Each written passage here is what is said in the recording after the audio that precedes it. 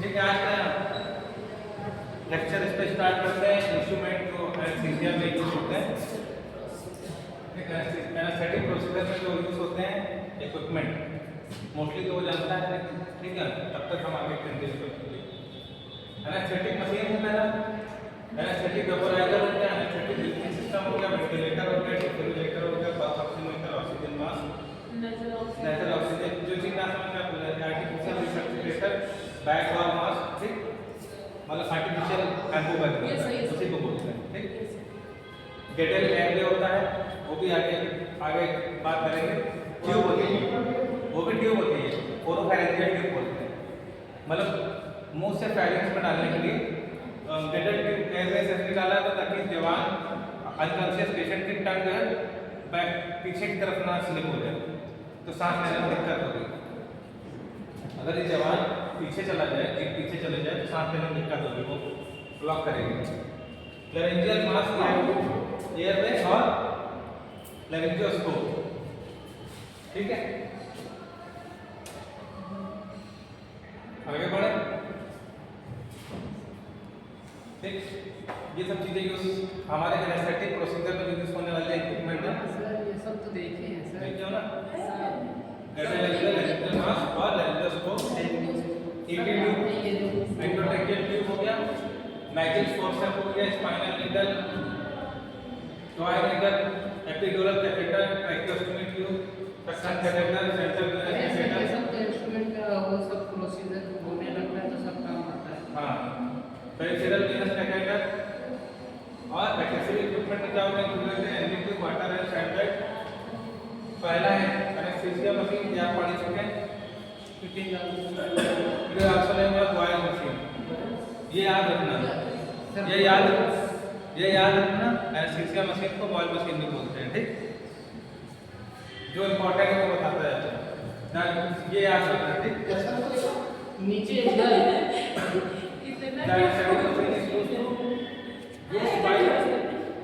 anesthesiologist to support the administration of anesthesia। Administration का मतलब क्या होता है? एडमिनिस्ट्रेशन देना, पेशेंट को देते हैं ना, पेशेंट को एडमिनिस्टर करते हैं, ठीक। जैसे ऑक्सीजन देते हैं ना, तो ऑक्सीजन डिलीवर करते हैं, ठीक। एक जगह से दूसरे पहुंचाते हैं, वही चीज है। अब डिलीवर करना या एडमिनिस्टर करना, ड्रग एडमिनिस्ट्रेशन, ड्रग एडमिनिस्टर करना मतलब ड्रग पेशेंट को देना। Anaesthesia machine, the most common type of anaesthetic machine is used nowadays in the developed countries is the continuous flow anaesthetic machine. सबसे ज्यादा आजकल कौन सी यूज होती है? Continuous flow anaesthetic machine. तो एनेस्थीसिया मशीन को बॉयल मशीन बोलते हैं, बॉयल टाइप, साइंटिस्ट उन्होंने डिस्कवर किया बॉयल एनेस्थीसिया मशीन, ठीक। और कंटीन्यूअस फ्लो एनेस्थेटिक मशीन आजकल यूज होती है, कंटीन्यूअस फ्लो जिसमें रहता है। It is designed to provide a accurate and continuous supply to medical gas with accurate concentration of anaesthetic vapour. Continuous supply चलती रहती है, कंटीन्यूअस फ्लो एनेस्थेटिक मशीन अगर सब बंद नहीं करेंगे तो जब तक खत्म नहीं हो जाए तब तक जाती रहेगी। हाँ, कंटीन्यूअस का मतलब लगातार चल रही है। कंटीन्यूअस का मतलब है कि इंटरप्ट नहीं होगा, मतलब बीच एक होता रुक नहीं कर, रुकता नहीं, बीच में कंटिन्यूअस चलता रहता है। पार्ट्स कौन से पार्ट आप उस दिन बताए थे एनेस्थीसिया मशीन के पार्ट्स? सिलेंडर या पाइपलाइन गैस। सिलेंडर जो मशीन में इनलेट में लगाते हैं, ठीक। योक हैंगर बताया था, उसी योक हैंगर में ये भी लगता है, ये सप्लाई वाला। तो दो तरह से सिलेंडर्स या पाइपलाइन गैस। रिड्यूसिंग वाल पता है, रिड्यूसिंग वाल कम करने वाला वाल, प्रेशर कम करने के लिए वाल यूज होता है। वेपोराइजर यूज होता है, फ्लो मीटर यूज होता है, सोडा लाइम कैनिस्टर आप लोगों को पता है किस लिए यूज होता है? ये जो लाइन इसमें से किसी का मतलब नहीं पता है, इसमें मीटर पता है, वेपोराइजर पता है, रिड्यूसिंग वाल सर गैस निकालने के लिए, रिड्यूसिंग मतलब कम करने के लिए और फ्लो मीटर रेगुलेट करने के लिए pressure. Soda lime canister soda lime canister होता है CO2 फिल्ट्रेशन के लिए। पेशेंट जो CO2 एक्सहेल कर रहा है उसको सोडा लाइम एब्जॉर्ब कर लेता है। सोडा लाइम कैनेस्टर लगा होता है, कैनेस्टर माने डब्बा, उसमें सोडा लाइम फिल होता है, उसमें फिल्टर भी लगा होता है। तो फिल्टर प्लस सोडा लाइम दोनों मिलके एब्जॉर्ब करते हैं CO2 को, इसी कैनेस्टर में CO2 को एब्जॉर्ब करते हैं। ब्रीथिंग सर्किट पता है, ब्रीथिंग सर्किट में anaesthetic vaporiser and anesthetic vaporizer is device generally attached to anesthetic machine with deliver gas and solution volatile anesthetic agent। तो ये पता है आपको, तो वेपोराइजर के बारे में पता है? हाँ सर, वेपर क्रिएट करना एनेस्थीसिया में ये अच्छा ये गैस की वो होता है ना कितने ये दो डब्बे क्या है सर? ये वेपोराइजर है। देखो इसके एयर यूट्यूब के ऊपर ये लिखा हुआ है N2O अच्छा का कितने एयर में का चल रहा है ये सब होता है, प्रेशर कितने में चल दोनों रहा है साइड प्रेशर। ये दोनों कितने देखो प्रेस हमने क्या बताया, प्रेशर गॉज फ्लो मीटर आपको कई जगह पर मिलेंगे, ठीक है। सिलेंडर के पास देखने को मिलेगा, वेपोराइजर के पास सर ये मिलेगा। नीचे मीटर क्या है? हाँ नीचे ये मीटर टाइप वो वॉच की तरह बना है। मीटर अरे सब तरह के अलग अलग फ्लो मीटर है, सब चेक करने के लिए अलग अलग तरह के फ्लो कितने मीटर। पर फ्लो कर रहा है सर? हर गैस का अलग अलग फ्लो मीटर से एयर का यहाँ पे दिया हुआ, ठीक है, प्रेशर ठीक यहाँ पे आप फिजिकली देख भी सकते हैं, यहाँ पे तो दिखाई नहीं पड़ेगा, यहाँ पे कांटा दिख रहा है उस पर दिखाई पड़ेगा, ठीक है। और ये कनेक्शन लगा हुआ है आइसोफ्लोरेन और सेवोफ्लोरेन। जो पर्पल कलर में सबसे ज्यादा यूज होता है आइसोफ्लोरेन एनेस्थेटिक एजेंट। आइसोफ्लोरेन क्या है? एनेस्थेटिक एजेंट या एनेस्थेटिक ड्रग्स। ये किस फॉर्म में होती है? लिक्विड गैस, जिसको क्या बोलते हैं? वोलेटाइल। ये टर्म याद रखना, वोलेटाइल फॉर्म में होती है, ठीक। गैस को जब लिक्विड में कन्वर्ट कर देते हैं तो वोलेटाइल हो जाता है, ठीक, वोलेटाइल फॉर्म में। It vaporizes the liquid anesthetic agent to gas and at the fresh gas flow before coming out from common gas outlet. Different agent has different vaporizer and color code। तो अलग अलग vaporiser पे अलग अलग code होता है, मतलब अलग अलग एनेस्थेटिक ड्रग का अलग अलग कोड रहता है, ठीक है। येलो पर्पल देखा था, अलग अलग code, such as yellow for sevoflurane, purple for isoflurane. तो पर्पल वाला isoflurane anti anaesthetic drug, sevoflurane. Ventilator वो हो गया, मशीन का पार्ट हो गया। वेंटिलेटर क्या है? Ventilator machine design to move breathable air into air in into और आउट है। नोट्स मिल जाएंगे, नोट्स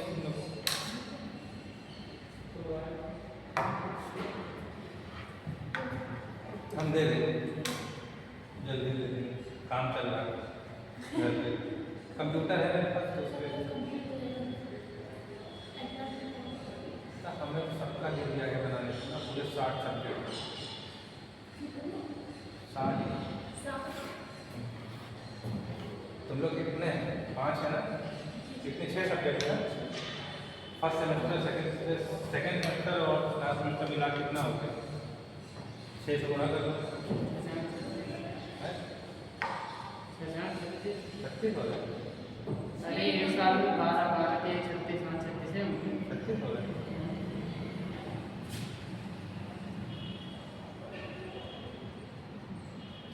नहीं क्या हो गया, चलो देखते हैं ये कितने हैं सब।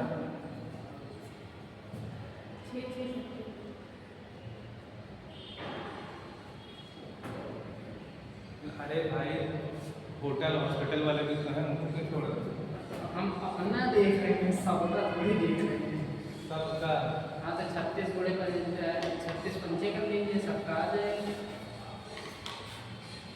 तो वेंटिलेटर पता चलो air into and out, air deliver करना और लंग से एयर 180 180 कहाँ था? सर वो पाँचों कोर्स को ले लीजिए। 6 सब्जेक्ट हैं, 6 है तुम्हारे में? कितने कोर्स चल रहे हैं? 5 चल रहे हैं। 5 कोर्स चल रहे हैं, 25 30 हो गए फर्स्ट सेकेंड सेमेस्टर के, 30 इसके हो गए फोर्थ सेमेस्टर के, 30 से 60 60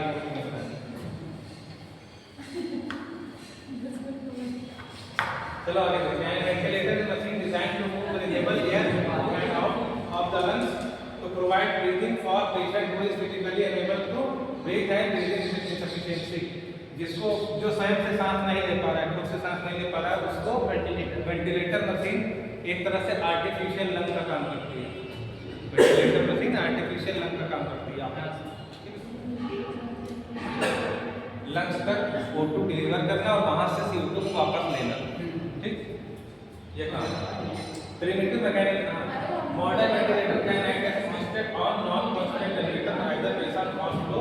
the ventilator has to execute an inspiratory phase cycle from inspiration to expiration and an expiratory pause and the cycle back to inspiration. तो इस लाइन का मतलब ये लिखा है, 3 लाइन का मतलब लास्ट में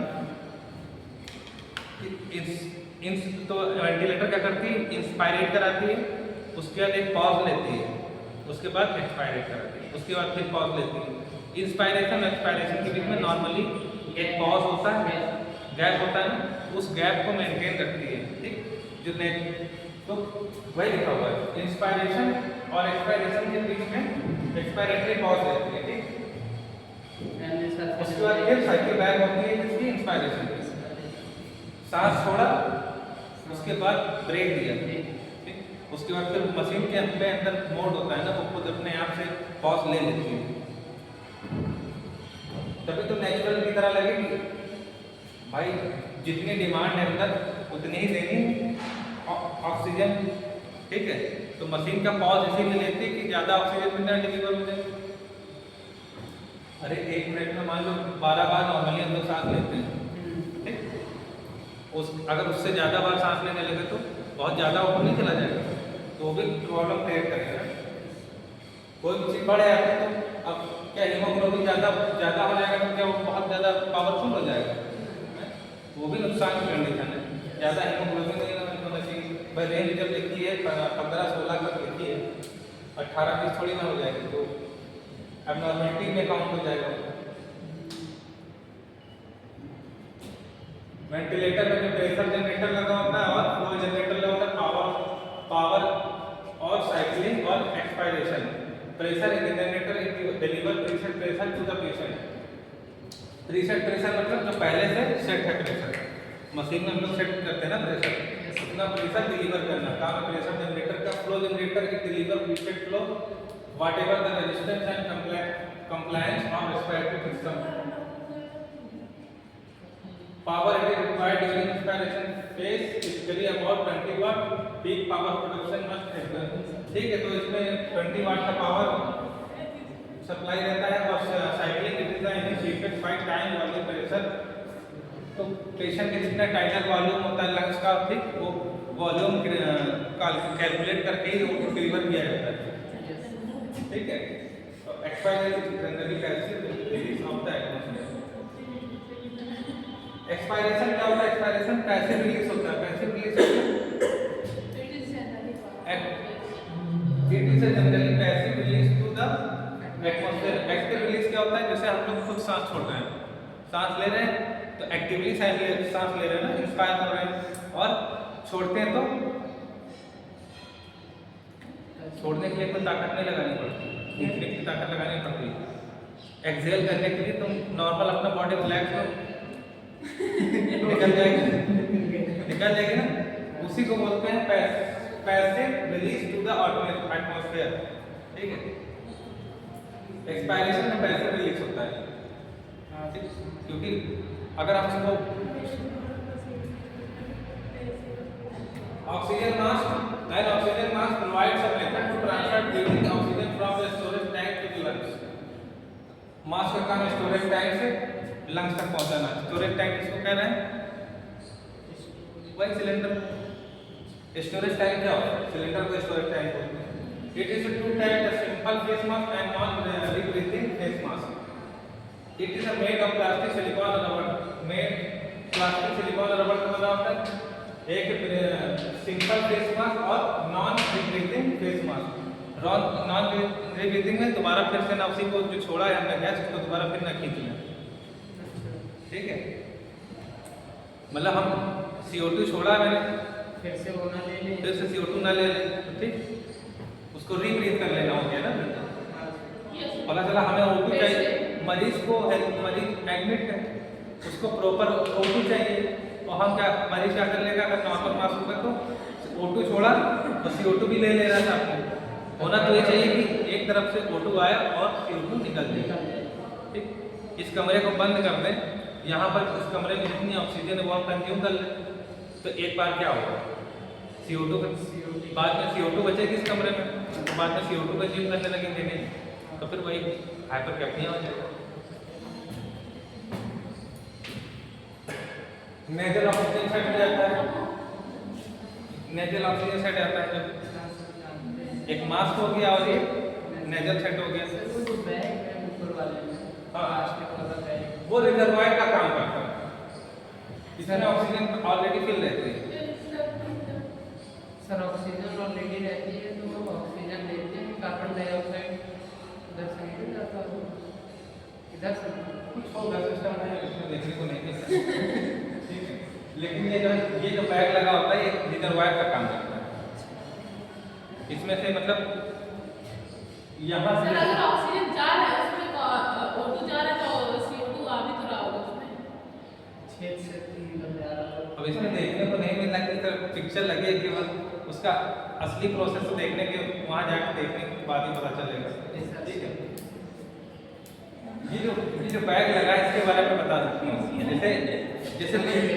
जैसे एक नहीं एक बॉडी में एग्जांपल की तरह बता दें, जैसे लीवर का काम है बाइल, लीवर का बाइल कौन बनाता है, बाइल कौन बनाता है, अरे लीवर बनाता है। बाइल कहाँ से प्रोड्यूस, लीवर से प्रोड्यूस होता है। गॉल ब्लैडर का क्या काम है, गॉल ब्लैडर का क्या काम है, पढ़ा ही नहीं ना। गॉल ब्लैडर का कोई काम नहीं, गॉल ब्लैडर का काम इतना स्टोर करना है। गॉल ब्लैडर क्या होता है, लीवर के जस्ट नीचे होता है।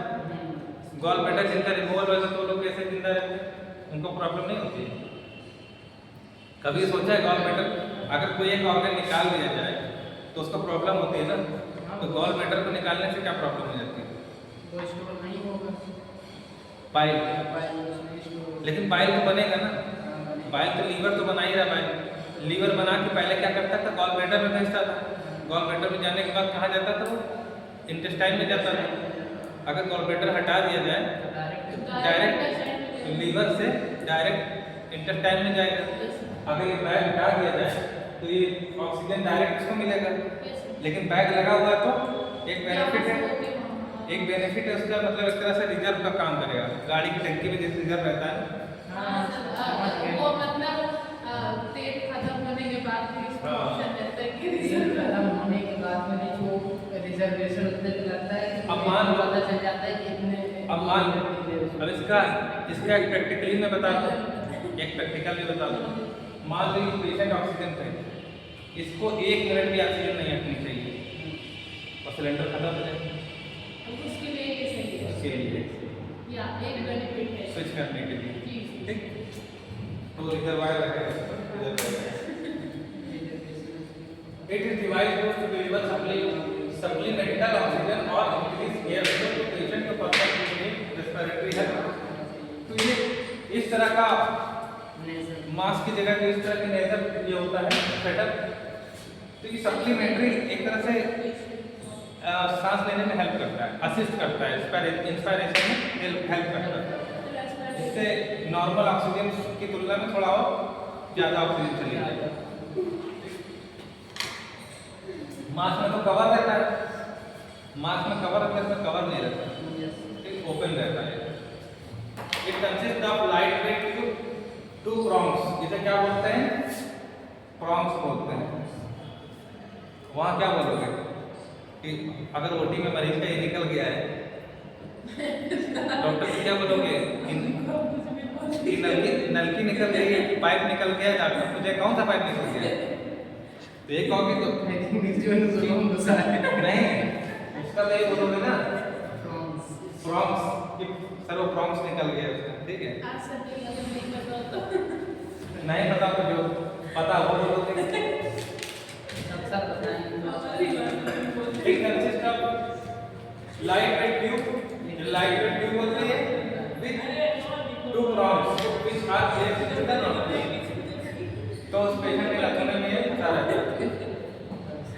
नॉस्ट्रल में फंसा हुआ रहता है प्रॉन्स, और यहीं पर 2 छेद होते हैं और वहीं से ऑक्सीजन निकलती रहती है। ये हो गया आर्टिफिशियल रिसब्स्टिटेटर। सर इसको तो मेंडल से एम्बुबल अंगुवाल रिसब्स्टिटेटर का मतलब क्या होता है? आर्टिफिशियल रिसब्स्टिटेटर। सीपीआर देते हैं मरीज को, सीपीआर का फुल फॉर्म क्या होता है? हाँ, यही होता है ना। इसका और सीपीआर का काम लगभग सेम है। सीपीआर में क्या होता है? हाथ से देते हैं। सीपीआर में होता क्या है? हार्ट की मसल्स को हम लोग प्रेस करते हैं, पैसिवली कराते हैं, है ना, एक्टिवली कराते हैं। हम लोग पेशेंट के लिए पैसिव हो गए तो हम लोग करते हैं, प्रेस करते हैं। क्या होता है? ताकि उसका ब्लड का सर्कुलेशन चालू हो जाए और लंग्स को भी हेल्प होती है। कार्डियो पल्मोनरी को बोलते हैं। हार्ट भी अपनी रनिंग कंडीशन में आ जाए और लंग्स भी ब्रीथ करना शुरू कर दे। तो हम लोग ये आर्टिफिशियली दे रहे हैं ना, पेशेंट नेचुरली तो नहीं ले पा रहा है, आर्टिफिशियली दे रहे हैं। उसमें हार्ट का और लंग्स का दोनों का काम हो जा रहा है सीपीआर में। इसमें क्या है? केवल लंग्स का। ठीक, तो artificial use of artificial resuscitator to ventilate a patient is frequent called bagging. Bagging भी बोले हैं। आर्टिफिशियल रिसब्स्टिटेटर की मदद से हम लोग क्या करेंगे? Bagging. Also name as manual resuscitator. ये सबके नाम लिखा हुआ है, इसी का सब्स्टिट्यूट नाम लिखा है। एम्बू बैग बोलते हैं ना, आर्टिफिशियल मैनुअल रिसब्स्टिटेटर। तो सेल्फ कंप्लीटिंग हो जाएगा। तो ये कटेगा सर्बिया में।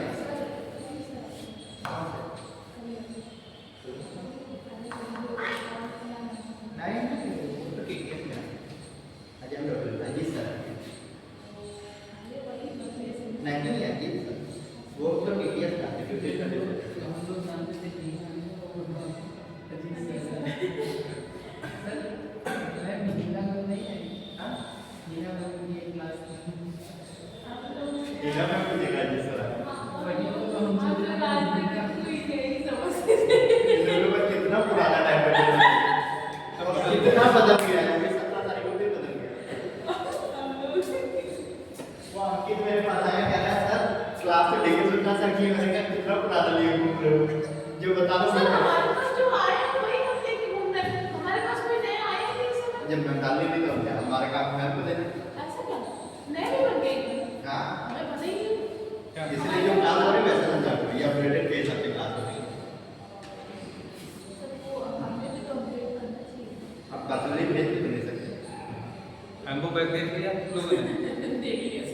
अब देख लो वेटल एंड एयरवेज।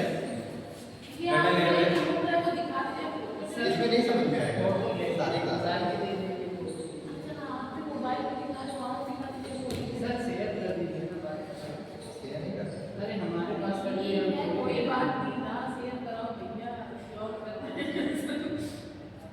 तो गडल एयरवेज जो होता है, ओरोफेरेंजियल एयरवेज होता है। समझ आएगा। ओरोफेरेंजियल मुंह से फैरिंक्स तक डालने के लिए। ठीक, it's a medical device and airway station इसमें समझ नहीं आएगा। यूज्ड टू मेंटेन और ओपन अ पेशेंट एयरवे। तो इसी के साथ ऑक्सीजन कनेक्ट करते हैं। ठीक है, ताकि क्लोज ना हो जाए, परमानेंट खुला रहे पेशेंट का ये। ठीक है, and oropharyngeal airway OPA is also known as oral airway.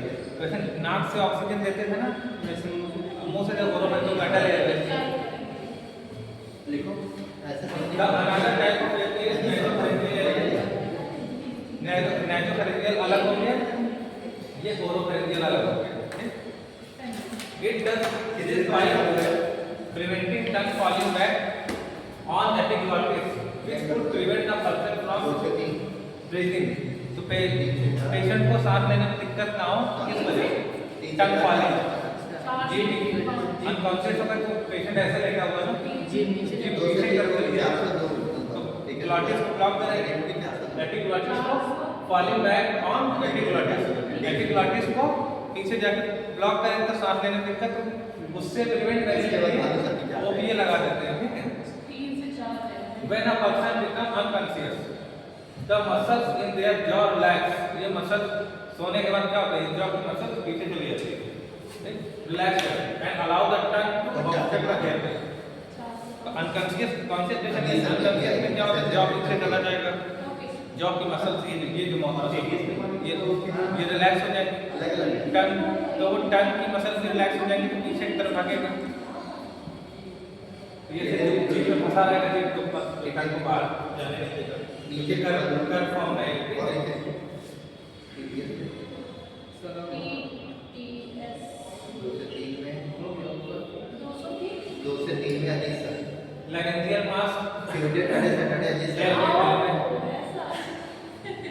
मुझे तो समझ नहीं आया। एटीएस में ओरोफैरिंजियल मास का मुंह से 406 पैरिंग्स तक लगाया था। यस सर ये ये लैरेंजियल मास में तो ये कहाँ लगेगा, it is a medical device that keep a patient's airway open during anaesthesia के दौरान खुला रहे, एयरवे खुला रहे और unconscious it is a type of supraglottic airway, 405 ठीक है।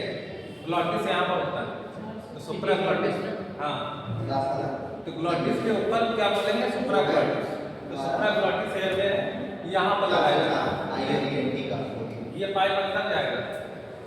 405 Laryngeal mass was invented. A laryngeal mass is composed of an airway tube that connects to the elliptical mass with a cuff which is inserted through the patient's mouth and once deployed form an airtight seal on top of the glottis unlike tube. तो अंदर जाके वो block कर लेता ताकि air दाएं और बाएं से ना निकलने पर अंदर जाके लॉक हो जाता है। जैसे ईटी ट्यूब में क्या होता है, बलून इन्फ्लेट होता है ना, ईटी ट्यूब को खींचने से ऐसे नहीं निकलेगा ना, लैरिंजियल डैमेज हो सकता है, ट्रैकिया डैमेज हो सकती है। ये जब यूरो बैग लगाते हैं पेशेंट को तो भी क्या करते हैं, पुश करते हैं ना, एनएस या डिस्टिल वाटर पुश करते हैं ना, तो अंदर बलून इन्फ्लेट हो जाता है तो कैथेटर बाहर निकलने नहीं पाता है। इसी तरह ईटी ट्यूब में भी होता है, इन्फ्लेट करते हैं ताकि वो बाहर ना निकलने पाए, प्लस एनेस्थीसिया लग रहा है तो मुंह से बाहर ही आ गया, अंदर पड़ा रहा है, ठीक है। उसके चारों तरफ बलून टाइप में होता है, इन्फ्लेट हो जाता है, ठीक, फूल जाता है।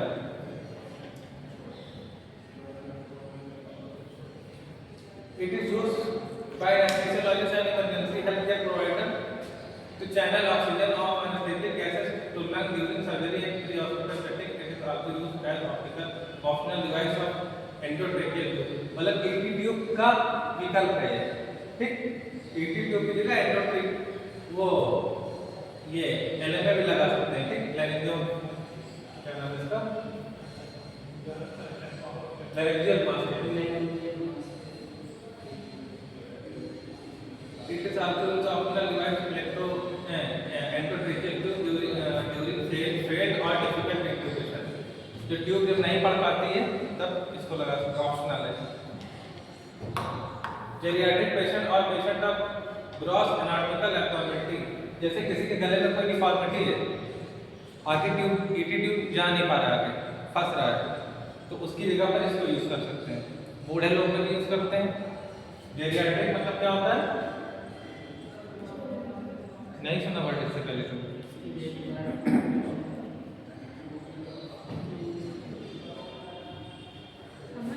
जेरियाट्रिक मतलब बुजुर्ग, older people, older people. Geriatric जैसे एक डिपार्टमेंट होता है हॉस्पिटल में, जेरियाट्रिक मेडिसिन, जैसे पीडियाट्रिक होता है, पीडियाट्रिक मतलब जेरियाट्रिक मतलब बूढ़े, याद रखना।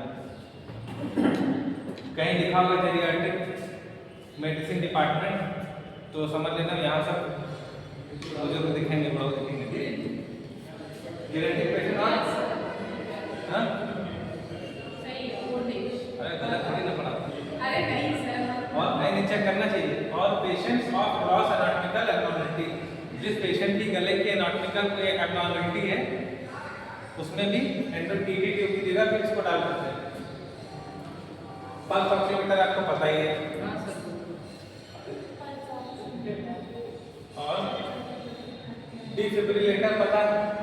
हाँ हैं? क्या करते हैं? चार्ज करते हैं। बताओ चार्ज करने के बाद ऐसे देते हैं। आपको सर शॉर्ट क्या बोलते हैं?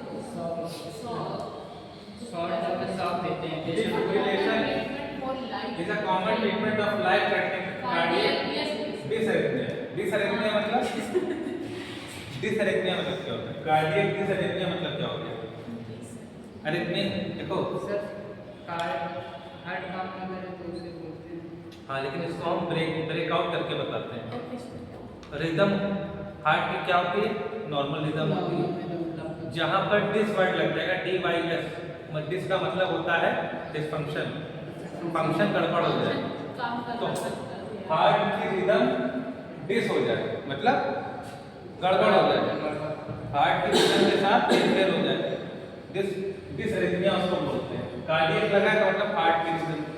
ठीक, रिदम कहीं की भी हो सकती है, रिस्पिरेटरी रिदम भी होती है, सांस की भी तो रिदम होती है, छोड़ना नहीं, सांस लेना फिर एक्सहेल करना, इंस्पायर करना, ठीक है। तो रिदम, पल्स की भी रिदम होती है, पल्स की भी रिदम होती है, एक ही रिदम में पल्स चलती है, ठीक है। तो हार्ट की एक ही रिदम से, ठीक है। अच्छा, पल्स से आप लोग को क्या पता चलता है? धड़कन पता, उससे क्या पता चलता है? चल रहा है। अरे तो उससे हार्ट से क्या कनेक्शन है उसका?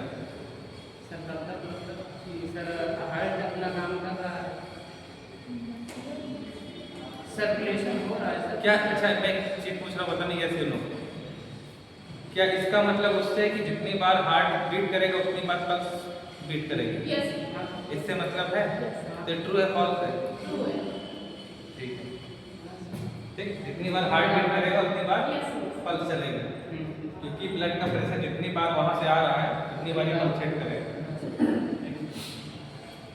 इट कंसिस्ट ऑफ डिलीवरिंग, तो कार्डियक डिसअरिथमिया जब हार्ट की रिदम गड़बड़ हो गई, एक प्रॉपर रिदम में नहीं धड़क रहा है, कभी स्लो हो जा रहा है कभी फास्ट हो जा रहा है, तो डिसअरिथमिया।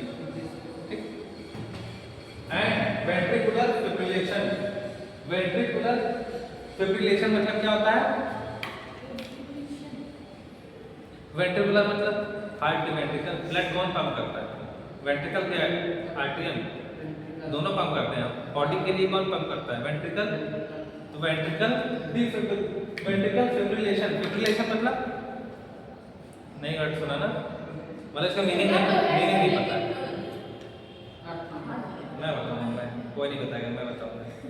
फिब्रिलेशन का मतलब होता है एक तरह से फड़फड़ाना, हार्ट धड़कने की कोशिश तो कर रहा है, हार्ट बीट होने की कोशिश तो हो रही है लेकिन कर नहीं पा रहा, क्योंकि बीट जब होगी जब हार्ट पूरा कॉन्ट्रैक्ट होगा, पूरा रिलैक्स होगा, तब एक बार हार्ट बीट किया, उसे बोलेंगे ना एक हार्ट बीट हो गया। हार्ट एक बार कॉन्ट्रैक्ट करेगा, एक बार रिलैक्स होगा, एक बार सिस्टोलिक होगा, एक बार डायस्टोलिक होगा, तो उसे एक बीट मानेंगे ना। एक बार दिल धड़का, एक बार वन हार्ट बीट, ठीक। लेकिन ऐसे से हार्ट करे, ऐसे से पूरा पंप नहीं कर पा रहा है, ठीक। ये फिब्रिलेशन की कंडीशन है, फड़फड़ा रहा है, ठीक। इससे याद रखना, फिब्रिलेशन मतलब फड़फड़ा है, तो लेकिन वो ठीक। इट कंसिस्ट ऑफ, तो जब ये हार्ट पूरा पंप ही नहीं कर पा रहा है तो हमें क्या चाहिए? तो इस डिफिब्रिलेटर की मदद से उसको सही रास्ता दिखाएंगे, ठीक, उसे गाइड करेंगे हार्ट को। इट कंसिस्ट, बस ये पेज खत्म करें। It consist of delivering a therapeutic dose of electric current, तो थेराप्यूटिक डोज देंगे, करंट देंगे, थेराप्यूटिक डोज। जब कोई चीज कम मात्रा में दी जाती है तो थेराप्यूटिक हो जाती है। जैसे जहर कम मात्रा में दी जाए तो क्या है? दवा है, ज्यादा मात्रा में वो जहर तो है, ठीक है, इंसीडियस है, घातक है,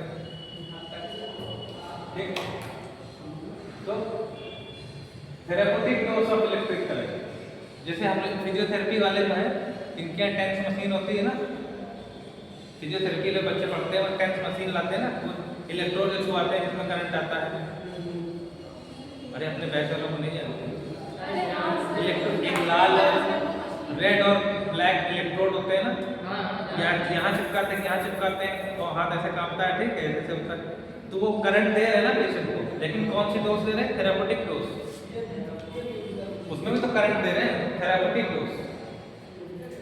तो therapeutic dose of electric current to the heart with a device called defibrillator. तो डायरेक्ट हार्ट को दी जाती है, ठीक है। हार्ट कैसे दी जाती है? हार्ट के ऊपर ही रख दिया जाता है भाई, हार्ट की नियर बाई तो रखा है, वहां से डायरेक्ट चार्ज हो जाता है। Defibrillator is depolarises a critical mass of heart muscle. Heart कोई भी मसल हो उसमें कॉन्ट्रैक्शन क्यों होता है?